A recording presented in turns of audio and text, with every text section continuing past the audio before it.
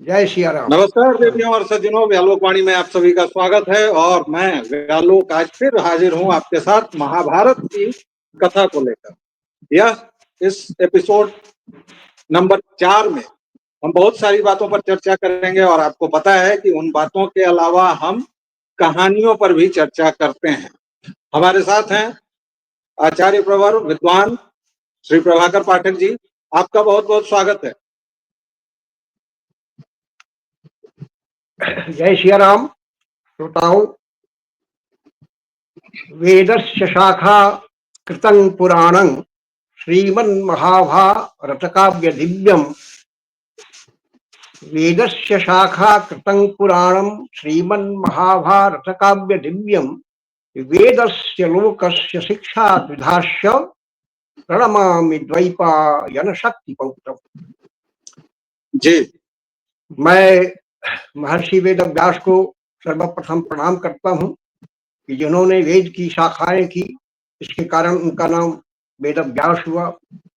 उन्होंने पुराण लिखे 18, जिसके कारण वे पौराणिक हुई।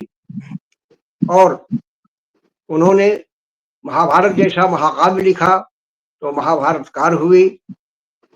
और इस संसार को व्यावहारिक और वैदिक, व्यवहार की यानी समाज की और वेद की यानी ज्ञान, दोनों प्रकार की शिक्षाएं उन्होंने दी। इसलिए वे गुरु कहलाए। ऐसे महर्षि व्यास जो मुनि शक्ति के पौत्र हैं, उनको मैं प्रणाम करता हूँ। जी दर्शकों, इससे पहले कि हम लोग आगे बढ़ें, चर्चा को शुरू करें, मैं आप लोगों से एक प्रतिज्ञा बंद करने जा रहा हूं।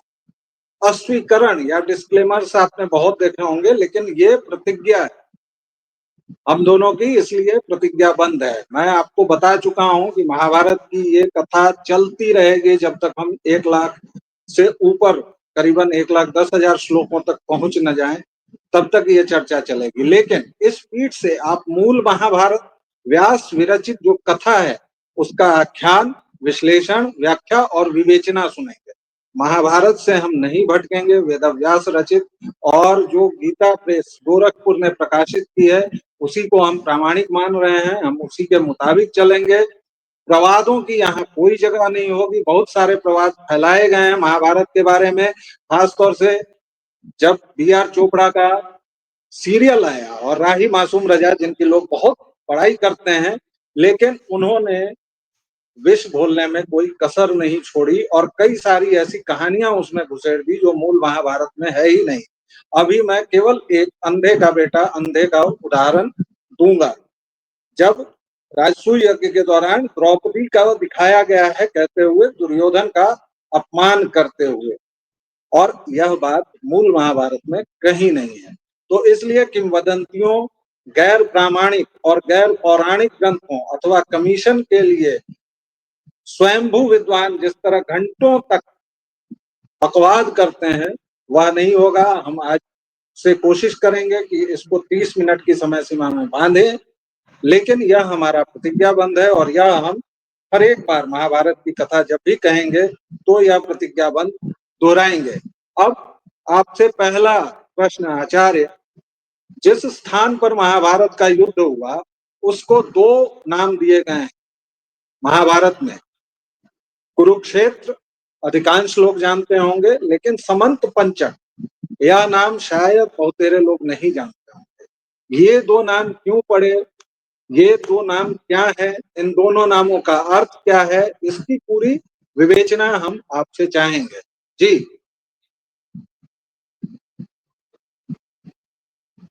लोग, आपने बड़ा अच्छा प्रश्न किया है।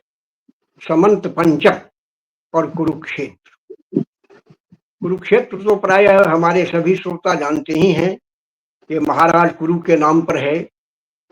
जिस प्रकार त्रेता में जनक ने बंजर भूमि पर हल चलाया था, उसी तरह कुरु ने भी इस भूमि पर हल चलाकर इसको समतल किया था। इसीलिए इसका नाम है कुरुक्षेत्र, धर्म क्षेत्र भी। समंत पंचक नाम की जो बात है वह ऐसा है परशुराम, भगवान परशुराम से वो संबद्ध है। उनके पिता जमदग्नि की हत्या हुई सहस्त्रार्जुन के द्वारा। सहस्त्रार्जुन ने उनका वध किया। सहस्त्रार्जुन का वध परशुराम ने किया, भगवान ने, और उसी का वध नहीं किया। हालांकि महाभारत में 21 बार बात नहीं है, महाभारत में मात्र इतनी सी बात है कि उन्होंने क्षत्रियों का अनेक बार वध किया, क्षत्रियों से संघर्ष किया। सहस्त्रार्जुन है वंश के क्षत्रिय थे। माहिष्मति मध्य प्रदेश में नर्मदा के दक्षिण है सहस्त्रार्जुन का प्रदेश था।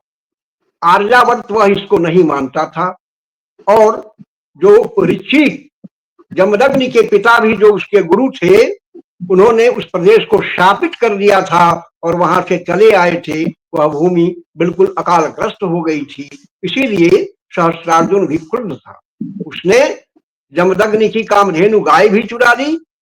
और ऐसा कन्हैयालाल माणिकलाल मुंशी की पुस्तक एक है, भगवान परशुराम, उसमें उन्होंने लिखा है कि जमदग्नि को खंभे से बांधकर 21 बार तीर चलाए उनकी छाती पर, और इस तरह से जमदग्नि की मृत्यु हुई।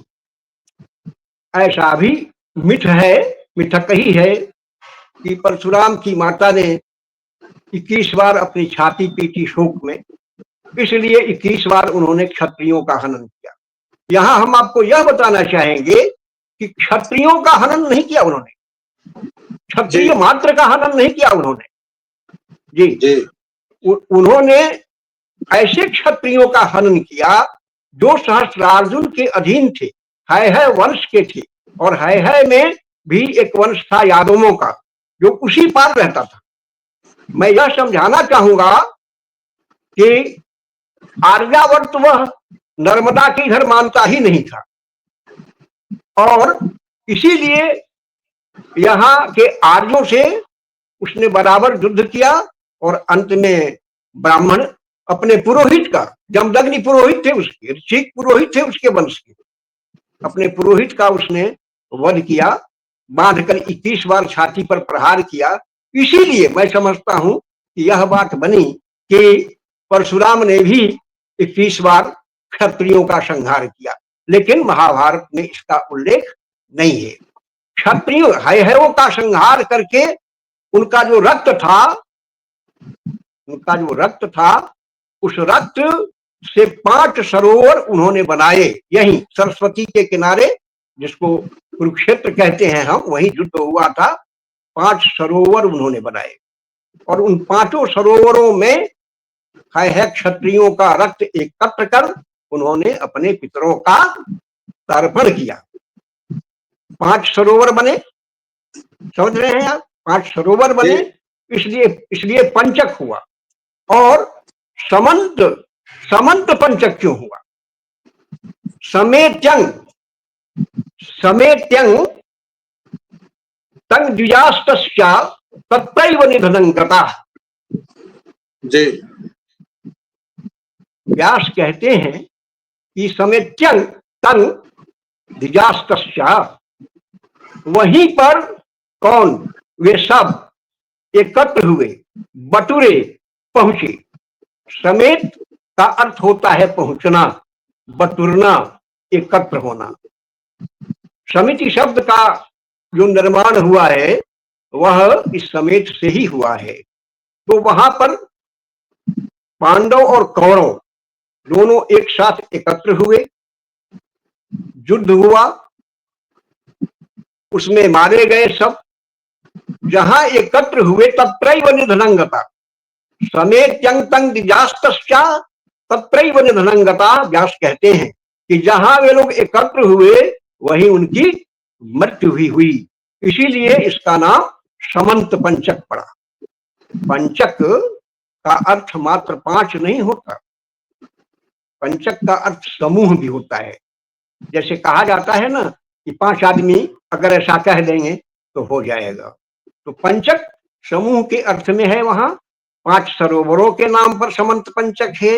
वहां कौरव पांडवों का जमाव हुआ, सभी एकत्र हुए और एक ही साथ उन सब का वहां निधन भी हुआ, इसलिए यह समंत पंचक नाम हुआ। कुरुक्षेत्र की बात तो मैंने पहले आपको बताई जी। और दर्शकों देखिए, हम जो भी व्याख्यान कर रहे हैं या जो भी कथा प्रवाह में बहेगी, उसमें एक बात जान लीजिए कि इसमें तर्क सम्मत आचार्य के अनुभव और उनके चिंतन से उद्भूत जो आख्यान होगा वही दिया जाएगा। लोक रंजन के लिए मूल कथा को जो आश्रय देती उप कथाएं होंगी वो सारी चलेंगी। जैसे अभी आपने इन 2 चीजों को जाना, अभी आप ये भी जानेंगे कि समेत संस्कृत शब्द है, जबकि आज तक हम लोग इसको हिंदी शब्द समझ रहे होंगे। एक दूसरा सवाल भी है, आज का ये विषय जो हमने रखा है इसमें हम 2-3 सवाल ऐसे लेंगे जिसके बाद कथा में प्रवेश करना बहुत सरल रहेगा।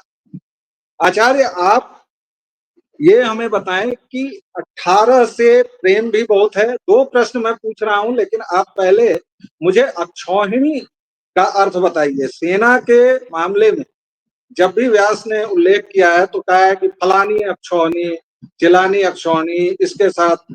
और दूसरा ये कि उनको 18 से बहुत प्रेम। तो ये प्रश्न बाद में लेंगे, पहले आप अक्षौहिणी शब्द की व्याख्या करें और अक्षौहिणी का मतलब क्या होता है, सेना के संदर्भ में क्या होता था और कैसे इसे समझा जाए, यह बताएं जी। व्यालोक अक्षौहिणी, इसमें अक्ष शब्द आप देख रहे हैं जी।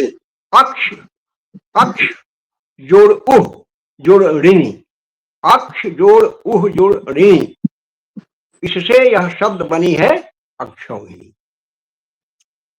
अक्ष के कई अर्थ होते हैं और मजे की बात है कि महाभारत के संदर्भ में तो इसका बड़ा सटीक अर्थ है।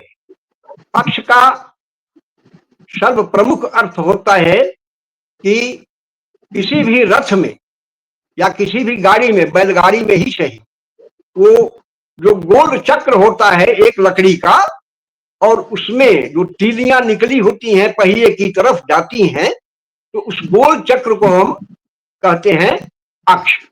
वो रथ में होता है। उह शब्द के 2 अर्थ होते हैं। उह का अर्थ वहन करना भी होता है और उह का अर्थ बुद्धि भी होती है। ये जनभाषा भोजपुरी में कहते हैं कि इस सामान को उह दो, यानी इस सामान को ढो ले जाओ है। यह भी कहते हैं कि इनको उह नहीं है, अर्थात इनको बुद्धि नहीं है। तो अक्षौहिणी का अर्थ इस प्रकार ये होता है कि रथ का जो वहन करे। ऐसा भी है, ऐसा भी कहा है कि अक्षाणाम रथानाम सर्वेषाम इंद्रियाणाम, अक्षाणाम रथानाम सर्वेषाम इंद्रियाणाम, इंद्रियाणाम यानी इंद्रियों का भी वहन करे, इंद्रियों का भी वहन जो करे और रथ के अक्ष का भी जो वहन करे वह है अक्षौहिणी। तो शरीर भी एक तरह से क्या है, अक्षौहिणी है। इस तरह से तो शरीर भी अक्षौहिणी ही है ना। अक्षौहिणी सेना एकत्र हुई महाभारत में। अक्ष का अर्थ एक और होता है जूत, जुआ। आप समझ गए होंगे कि शकुनी से इसका तात्पर्य मैं मिला रहा हूं। शकुनी पाशे, अक्ष का अर्थ होता है पाशा भी।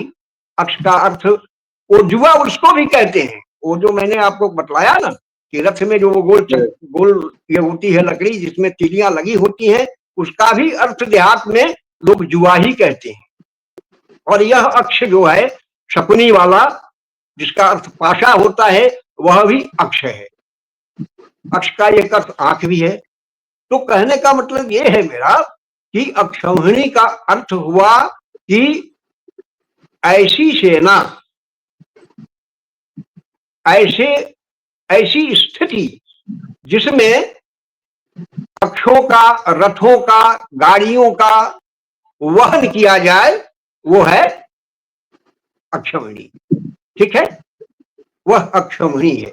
अब इस अक्षौहिणी में हम देखेंगे कि अक्षौहिणी में सेना जो होती है वो किस तरह की होती है। अक्षौहिणी की सेना चतुरंगिणी होती है, यानी उसमें रथ, उसमें गज, उसमें अश्व और उसमें पैदल, ये चारों प्रकार की सेना होती है अक्षौहिणी में। एक अक्षौहिणी सेना में जो एकदम छोटी इकाई है, छोटी इकाई, उसको हम कहते हैं पत्ती। पत्ती, पत्ती नहीं, दीर्घिकार नहीं, पत्ती, ह्रस्वीकार से जो है वो पत्ती। पत्ती का तीसरा, पत्ती का तिगुना सेनामुख कहलाता है, और सेनामुख का तिगुना गुल्म कहलाता है। ऐसे ही तिगुना बढ़ते बढ़ते अनीकिनी, जब अनीकिनी तक हम पहुंचते हैं तो वहां से 10 गुना अनीकिनी की एक अक्षौहिणी बनती है। और एक अक्षौहिणी में क्या क्या होता है? 21,870 रथ होते हैं। 21,870 रथ होते हैं और उतने ही गज भी होते हैं। 21,870, 65,610 अश्व होते हैं और 1,09,150 पैदल होते हैं। एक मजे की बात है, आपने बहुत अच्छी बात कही है कि 18 से इतनी जिद क्यों है महर्षि व्यास को। तो देखिए उनकी जिद। सबसे पहले मैंने कहा ना कि 21,870 रथ होते हैं, गज भी इतने होते हैं। इनके अंकों को आप जोड़िए अलग अलग करके, सभी अंकों को, तो 18 अंक होगा। 21,870 जोड़िए 18 होगा। फिर 21,870 गज को जोड़िए 18 होगा। फिर 65,610 को जोड़िए, एक एक करके वो 18 होगा। और फिर पैदल को जोड़िए 1,150 जोड़िए 18 होगा। देखा आपने 18 का चमत्कार।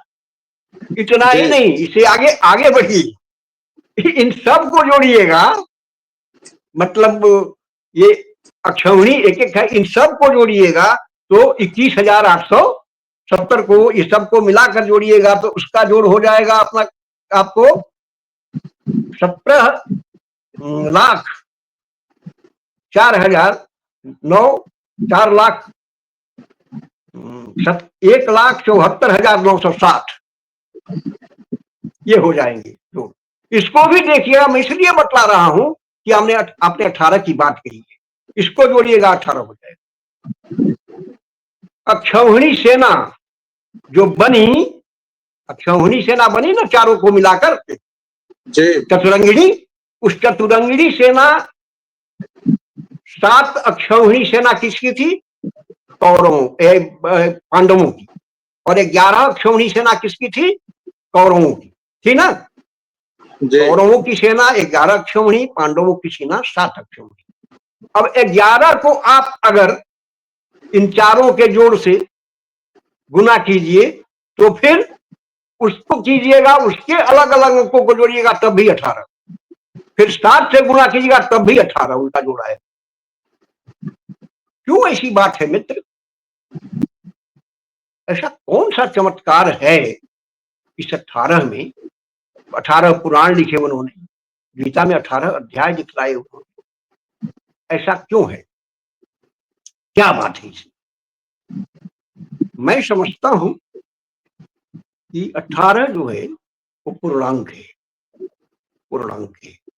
इसीलिए ऐसा हठ व्यास को है कि यह कथा उनकी पूर्णता तक पहुंची हुई है, पूर्णता तक पहुंचाई गई। 9 है ना, 9 क्या है? 9 ही पूर्णांक है ना। आप 9 का पहाड़ा पढ़िए, उसमें आपको 9 हमेशा दिखाई पड़ेगा। 9 का पहाड़ा आप महाशंख तक पढ़िएगा, जोड़िएगा, 9 कभी नहीं घटेगा, 9 कभी नहीं घटेगा। गोस्वामी तुलसीदास का एक दोहा है, तुलसी भजु सुसाहिब ही त्याग सकल आधार। जी। तुलसी भजु सुसाहिब ही त्याग सकल आधार, जैसे घटत न अंक नौ, नौ के लिखत पहाड़। नौ का पहाड़ा लिखिएगा, नौ वहां मौजूद रहेगा। पहली बात तो 18 के संबंध में यही है कि 9 उसमें पूर्णांक है और इस 9 के कारण ही 18 की तरफ व्यास का झुकाव है। एक दूसरी बात मैं कहूं कि व्यक्ति जब जन्म लेता है तो जन्म से लेकर मृत्यु तक उसके 16 संस्कार होते हैं। 16 संस्कार होते हैं ना जी। और अंतिम संस्कार जो मृत्यु के बाद लोग करते हैं, श्राद्ध कर्म करते हैं, तो भी मनुष्य के 2 शरीर रह जाते हैं, सूक्ष्म और कारण। सूक्ष्म शरीर कुछ दिनों तक अपने कर्म के अनुसार भोग में रहता है, उसके बाद वह भाव शरीर में परिवर्तित हो जाता है और उस भाव शरीर के कारण व्यक्ति का पुनर्जन्म होता है। तो व्यक्ति के जीवन का आरंभ जहां से होता है, वहां से वह 18 तक की परिणति में पहुंचता है। इसलिए भी मुझे लगता है कि कुरुक्षेत्र में जो सेना इकट्ठी हुई, कुरुक्षेत्र में जो युद्ध हुआ, उस युद्ध में दुर्योधन का हठ, दुर्योधन का स्वभाव ये था, अपने हठ पर वो अड़ा था कि नहीं, हम मरेंगे ही। शुरुआत ही उसकी ऐसे है कि वह आकुल है इस 18 को पकड़ने के लिए। आप आगे बढ़ेंगे, जैसे जैसे हम लोग आगे बढ़ेंगे इस कथा में, तो आपको पता चलेगा कि जितने भी पात्र थे महाभारत में, वे सब किसी न किसी के अवतार थे। किसी न किसी देवता के अवतार थे या किसी न किसी राक्षस के अवतार थे। आगे आपको पता चलेगा। द्रोणाचार्य का भी, सबका, सारे पात्रों का परिचय व्यास देते हैं इस रूप में कि भाई इन लोगों का अवतरण ऐसे ऐसे हुआ था। ये कौरव और पांडव, एक सवाल आपके जेहन में भी उठेगा, सबके जेहन में उठेगा कि भाई ये कौरव और पांडव कैसे हुए? सब तो कौरव ही थे ना, सब कौरव थे, फिर पांडव कैसे हो गए? तो इसका उत्तर हो सकता है, कौरव धातराष्ट्र, धृतराष्ट्र के पुत्र अगर कहा जाए, गीता में कहा है ना, गीता में व्यास ने कहा है सघोषो धातराष्ट्र नाम श्रेयानी विदारयत। जब अलग अलग शंख बजाया है युद्ध में सबने, तो उस शंख की आवाज ने शत्रुओं के हृदय को फाड़ दिया है, कौरवों के हृदय को फाड़ दिया है। तो व्यास ने धातराष्ट्र शब्द का प्रयोग किया है, अपत्य का प्रयोग किया है कि धृतराष्ट्र के पुत्र। स्वयं धृतराष्ट्र भी कहता है माम का पांडवाष्टी को, मेरे पुत्रों में और पांडवों में।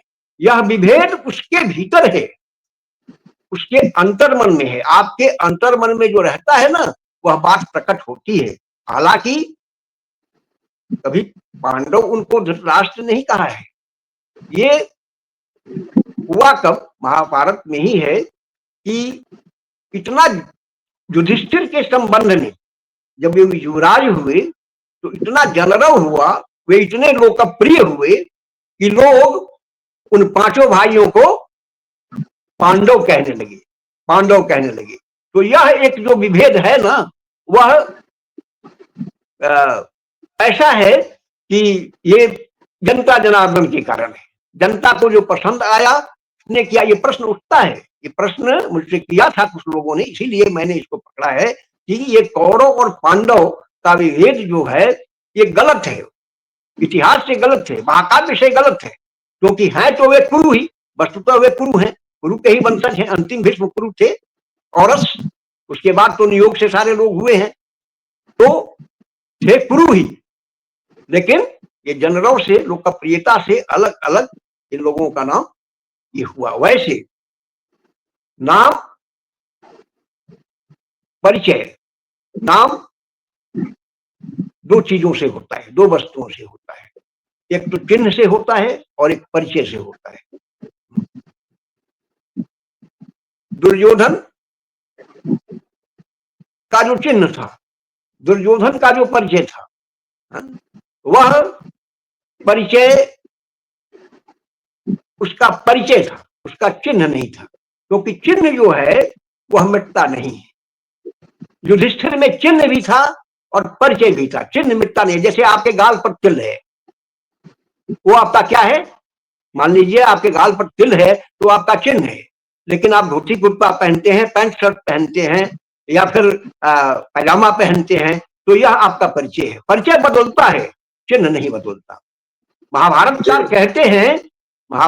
कहते हैं कि युधिष्ठिर का आगे ये श्लोक मिलेगा, युधिष्ठिर का चिन्ह और परिचय एक है, दुर्योधन का चिन्ह नहीं है, उसका परिचय है।